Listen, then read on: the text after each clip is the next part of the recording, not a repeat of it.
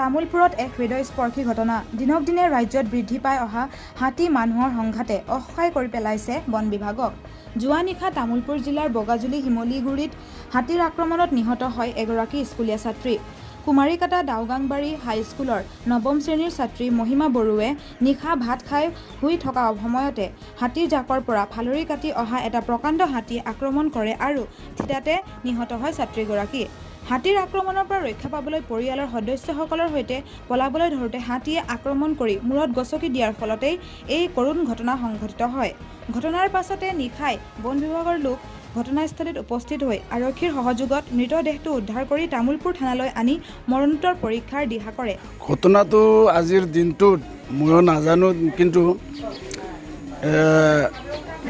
মনিকা বড়োৱে দাউগাংবাৰী হাইস্কুলত ক্লাছ 9 পঢ়ি আছিলে। হঠাৎ জনৰীয়া হাতীয়ে আহি গাঁওখনৰ মাজেদি উপদ্ৰৱ কৰি এই অজয় বড়ো আৰু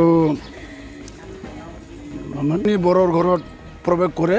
পিছফালেদি আহি তাৰপিছত তাৰ যিটো PMGY ঘৰ এইটো ভাঙি দিয়াৰ চেষ্টা চলাইছিল, কিন্তু ঘৰৰ পৰিয়ালটো ৰূপনী বড়ো, তেওঁৰ মাজনী ছোৱালী আৰু ল'ৰা পলাবলৈ চেষ্টা কৰোঁতে পিছফালৰ পৰা এটাক কৰি ৰাস্তাৰ মাজত বাগৰি মাৰি পেলালে। বড়োৰ ছোৱালী আছিলে, এখেতে দাউগাংবাৰী হাইস্কুলত ক্লাছ 9 পঢ়ি আছিলে। আৰু শিমলীগুৰি ব্ৰেকেটত বগাজুলি বুলি কয় গাঁওখনৰ নাম, পোষ্ট অফিচ কালিপুৰ।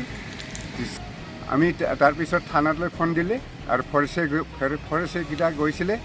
ফৰেষ্ট থানাত ফোন দিলে, থানাই কুমাৰীকাটা আৰু চকীয়ে আনিছে, আনি পেলাই ডাইৰেক্টলি তামুলপুৰ থানাত পঠাই দিলে।